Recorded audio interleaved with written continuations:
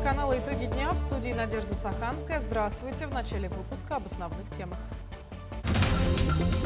Рабочая группа займется подсчетом ущерба от паводка в Ямиконском районе. В 5 населенных пунктах затоплено 347 дворовых территорий и 93 жилых дома. Однако спасение утопающих – дело рук самих утопающих. В Ленском районе во время купания чуть не утонул подросток. Отдыхающие подоспели на помощь. Спасти не удалось молодого человека в Якутске. По официальной версии, 24-летний мужчина упал с 12-го этажа дома. В результате падения голова отделилась от тела. Пугающая картина складывается и в лесах близ Якутска. Своеобразные капища появились неподалеку от города на территории Вилюйского тракта. Очередной ремонт в самую жаркую пору начнется в ближайшее время. Расскажем, почему реконструкция фонтана на площади Орджоникидзе – повод для радости. Глава Якутии заверил, что все жители, пострадавшие во время сильного паводка, получат помощь. По поручению Айсена Николаева в Ямиконском районе будет работать правительственная группа. После спада воды власти займутся оценкой ущерба. В Момском, Тампонском и Абыйском районах также задействованы все необходимые силы и техника. Развернуты пункты временного размещения, подготовлены резервы топлива, продуктов, медикаментов. На местах работают спасатели МЧС и Республиканской службы спасения. В пострадавшие районы вылетели дополнительные силы и доставлены грузы для первоочередного обеспечения населения, написал в своем телеграм-канале Айсен Николаев. В Ямиконском районе во время паводка погибли 5 телят, которых хозяин не успел вывести из хатона. Заранее на возвышенные участки были отогнаны более 500 голов крупного рогатого скота. Животных эвакуировали с участков Алас, села Берек-Юрдя, Булустах, села Ямикон и райотдел села Харатумул. Однако в настоящее время доступ к возвышенным участкам, где находится часть скота, невозможен из-за высокого уровня воды.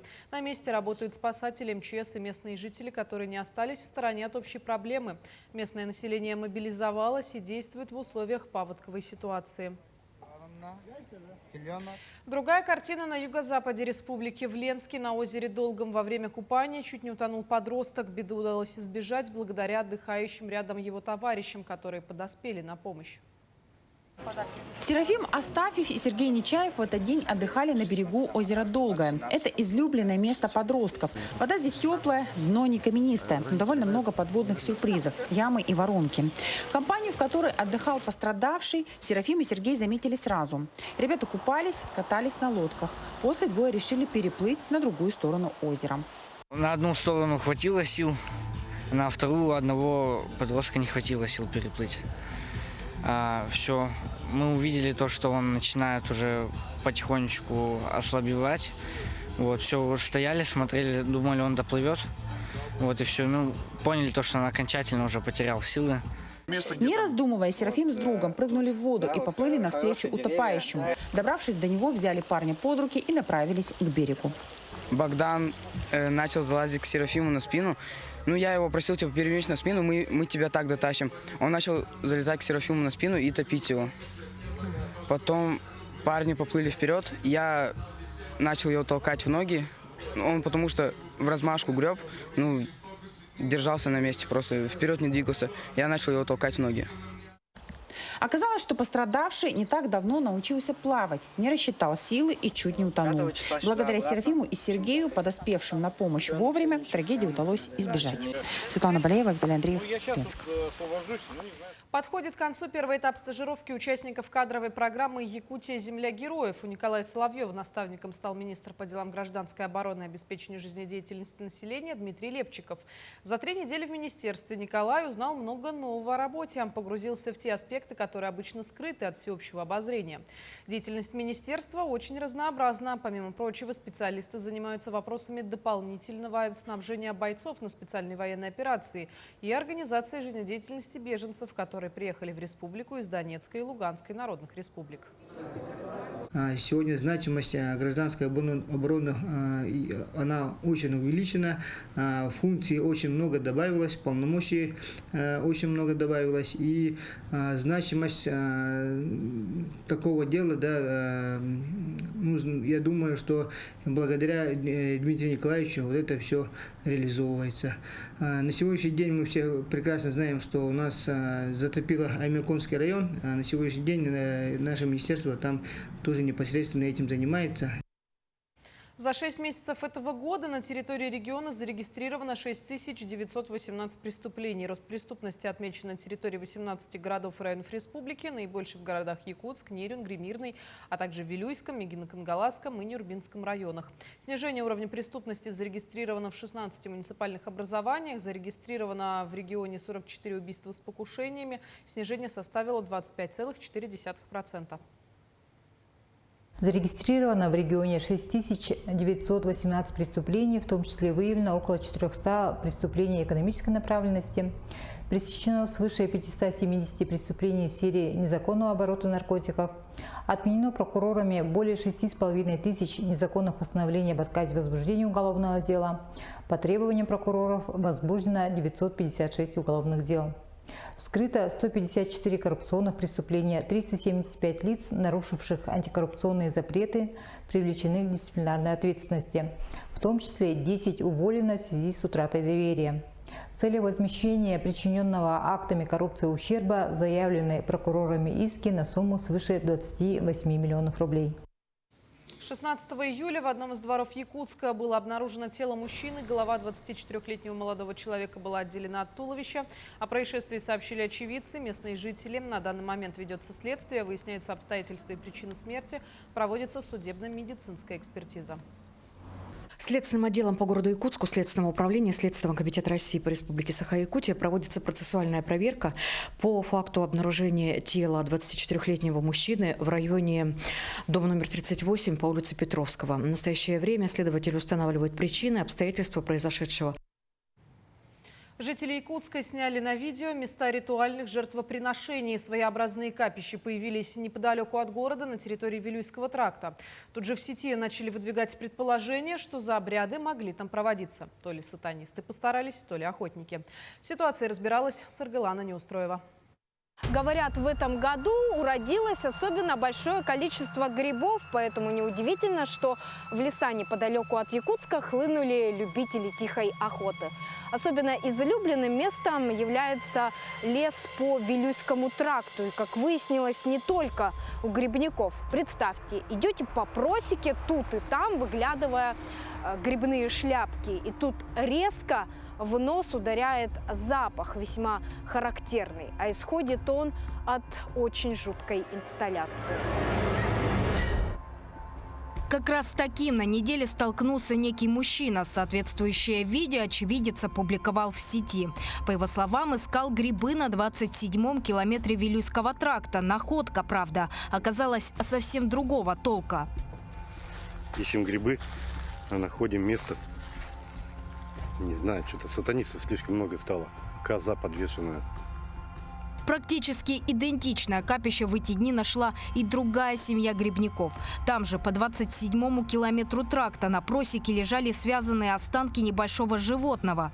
А вот еще один случай, свидетельствующий о ритуале, только на этот раз жертвой стал теленок. Автор очередного видео не стесняется в выражениях и предполагает, кто-то шаманил, видимо. Насквозь, через был одетый теленок, изо рта пол торчит, и на дерево вот так. Что-то шаманили тут, какие-то волосы, тряпочки. В общем-то, предположение о том, что бы это могло быть, пользователи сети выдвинули в достатке.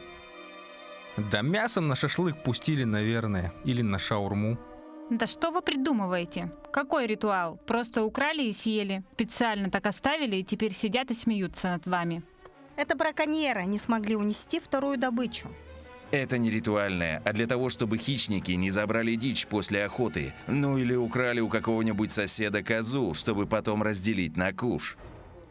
Свою версию рассказал и краевед-исследователь Василий Попов. По его словам, это не что иное, как ритуал шамана для изгнания болезни. Как правило, в таких обрядах используют специальное дерево и другие атрибуты. При этом популярностью такой метод врачевания пользовался аж в средние века.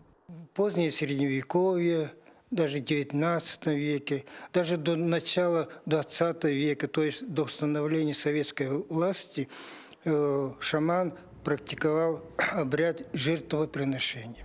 О том, что это именно шаманский обряд, свидетельствуют и косвенные улики, такие как нанизывание шкуры животного на ветки или привязывание останков к дереву. Только вот важные условия проведения обряда выполнены не были, а их несколько. Шаман выбирал дерево с двумя развилками. И на сучке между двумя развилками он насаживал деревянную стрелку кочей. А на саму деревянную стрелку накидывали шкуру жертвенное животное. Или на сучок протыкали голову. Попов добавил, что всецело поддерживает возрождение якутской культуры и традиций, но такие попытки возвращения к средневековью он не одобряет. И вообще было бы неплохо, если бы историей заинтересовались правоохранительные органы. Наш телеканал отправил запрос в соответствующие инстанции, насколько законно совершать такие обряды. Однако на запрос редакции «Стражи порядка» ответа все еще не предоставили. Сарглана Неустроева, Джулустан Иннокентьев, Якутск. Ученики Хатасской школы осваивают навыки ручного сенокошения. Практические умения детям прививают руководители микрорайонов Наслега. Сначала показали, как правильно выбрать косу и точить лезвие. Для того, чтобы работать было легче, необходимо отбить острое лезвие вертикально по 30 градусов. Удары должны быть аккуратными, не повреждая металл. Далее, не приседая, не наклоняясь, взмахивать косой и срезать траву. Рекомендуется косить рано утром, чтобы лезвие скользило по влажной траве, а сено не потеряло питательные свойства. Ручной сенокос укрепляет здоровье, внутренний дух, к тому же это экологично. Мы проявили инициативу, собрали ребят и обучаем к ручному труду, то есть это знакомство с косой, с ручной косой, с граблями. Вот ребята, мы сперва провели технику безопасности, работу с инструментами. Сейчас ребята пробуют на практике и осваивают ручной труд. Отрадно видеть то, что ребятам очень нравится. Сейчас с таким настроением и настроем они взялись за работу.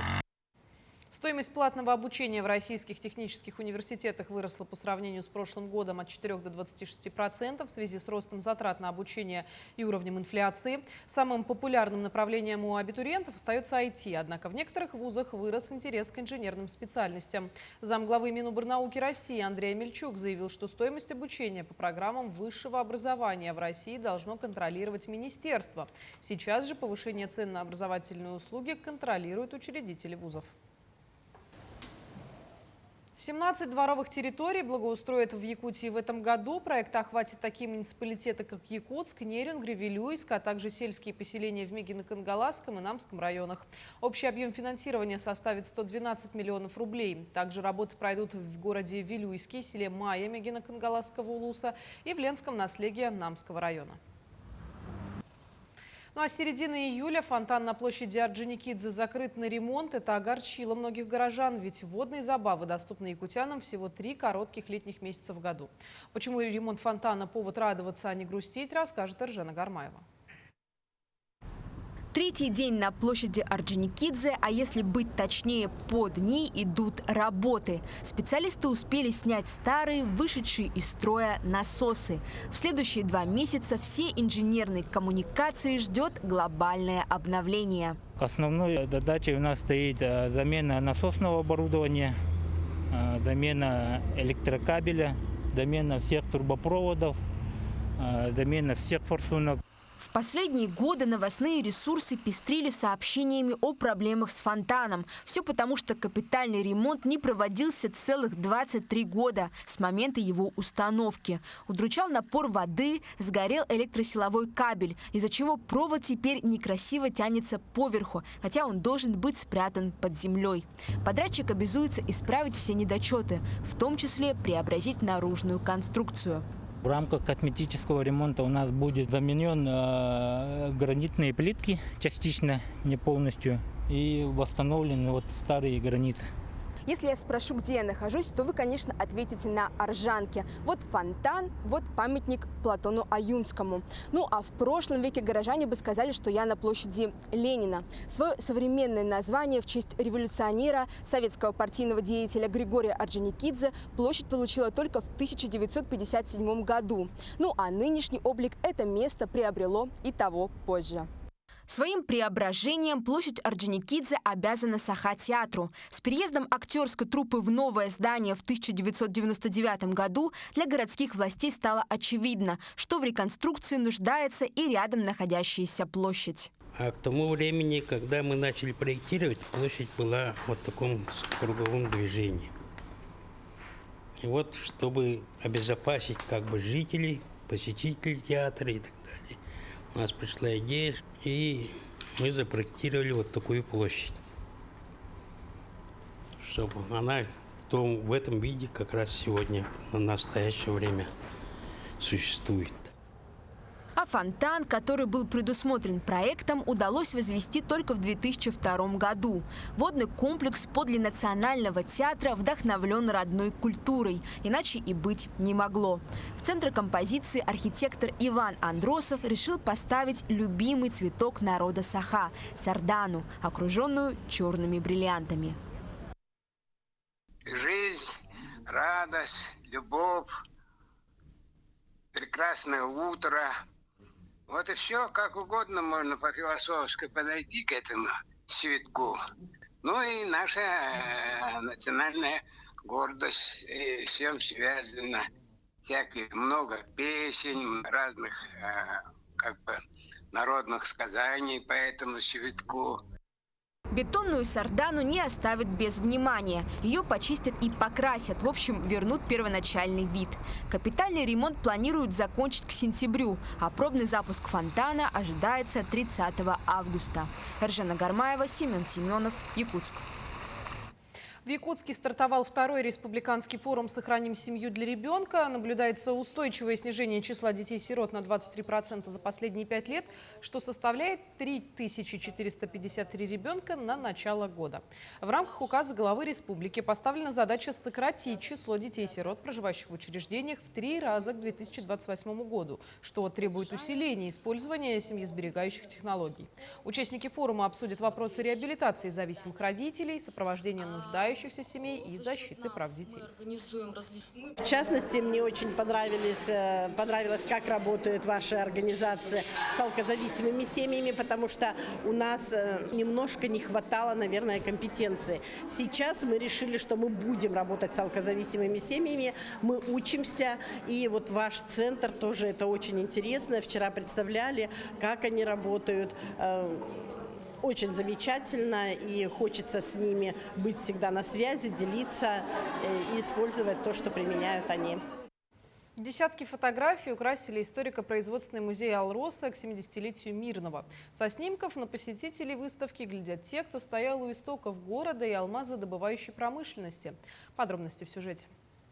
Ну, это Жуковский, это Томилова, у которой от Долбина, Рима. Сафонов, Лев Алексеевич, мы в соседних подъездах на Ютского жили. Целая жизнь в фотографиях. Гости историко-производственного музея Алроса считают на снимках тех, с кем бок о бок трудились на заре алмазодобывающей промышленности в Якутии. Среди героев на фото и водители, перевозившие первую руду из карьера «Мир», и их руководители. Главное богатство Алроса – люди. Тысячи судеб вплелись в алмазную историю компании и нашли отражение в фотографиях, значках, архивных записях и, конечно, в названиях драгоценных камней. Этот нашли 10 лет назад, в год 60-летия Мирного. С тех пор город и компания продолжают процветать бок о бок. Юбилейный для мирного и алмазодобывающей промышленности год особенно приятно вспомнить, с чего и с кого все начиналось. Римма Немировская посвятила алмазодобыче 40 лет жизни. На архивных фото немало ее коллег, героев соцтруда, ветеранов Великой Отечественной войны и просто настоящих мужчин. Я очень рада, что я здесь увидела своих коллег, работников. Молодцы, что сделали такую выставку. Это, знаете, как бальзам на сердце, что я вот побывала и как бы побывала с ними вместе. Это 18 октября 1961 года вот сел на такую машину. И тогда карьера не было. Мы кимберлит возили из Волга-Хабардина на первую фабрику, на 4-ю фабрику. За каждой фотографией история и труд, без которого не было бы ни важных геологических открытий, ни Мирного.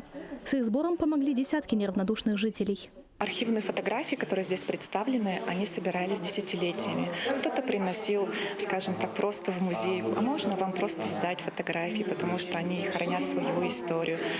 Приносили, допустим, ветераны Алроса или просто жители нашего города, которые хотели бы просто поделиться даже своей памятью.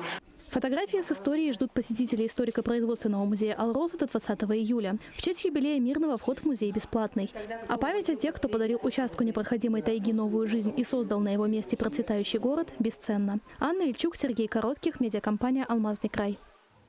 Якутский проект сельских пространств развития «Ситим» попал в список лучших общественных начинаний России. В Москве прошла церемония награждения лауреатов национальной премии Агентства стратегических инициатив «Страну меняют люди». Премия проводится по поручению президента России и отмечает лидерские проекты, которые помогают прорывному достижению национальных целей развития. «Ситим» – это бесплатная площадка, где жители могут собираться, обсуждать насущные проблемы, проводить различные мероприятия, встречи, праздники, а главное – объединяться в сообщество. Проект запущен в 2020 году, и сегодня современные пространства работают уже в 6 населенных пунктах. Этот проект предполагает новое дыхание. Через эти пространства развития мы создавали сообщество развития, проекты развития. Люди довольны, люди еще хотят больше развития, гранты выигрывают, общаются, взаимодействуют с региональными, даже федеральными экспертами, к ним приезжают. В Якутске подвели итоги заседания Организационного комитета игр «Манчары». В играх приняли участие около 7 тысяч человек. В соревнованиях по 11 национальным видам спорта приняли участие 1661 спортсмен. В рамках спартакиады было установлено 9 новых рекордов. В общекомандном зачете победу одержала команда Мегино-Кангаласского улуса. Спортсмены этого района заняли первые места в масс-рестлинге, якутских прыжках, конных скачках и настольных играх. Следующие игры «Манчары» пройдут в Кангаласском улусе. В Татийском улусе работа велась по 19 направлениям. Задействовано очень много организованных групп и в сфере спорта, и в сфере культуры, в сфере размещения, в сфере организации питания, в сфере транспорта, медицины, обеспечения безопасности и так далее, и так далее. Итогом, конечно, получилась высокая организация игр «Манчары». Об этом говорят и гости, и спортсмены, которые были там на играх «Манчары». И в завершении выпуска коротко о погоде. Грозы ожидаются в пятницу 18 июля в большинстве районов Якутии и Якутска. В ряде районов предупреждают о сильных дождях. Грозы с порывистым ветром прогнозируют в Горном, Хангаласском, Намском районах. Дожди местами сильные пройдут в Алюкминском, Нюрбинском, Вилюйском районах. В Якутске дневная температура составит плюс 26, плюс 28. Гроза в городе будет сопровождаться порывами ветра до 9-14 метров в секунду и кратковременным дождем. В центральных районах сохранится жаркая погода. Днем обещают 27-32, при дождях до плюс 20, плюс 25 градусов. К этому часу это все новости. Наши корреспонденты продолжают следить за развитием событий. Всего хорошего и до встречи в эфире.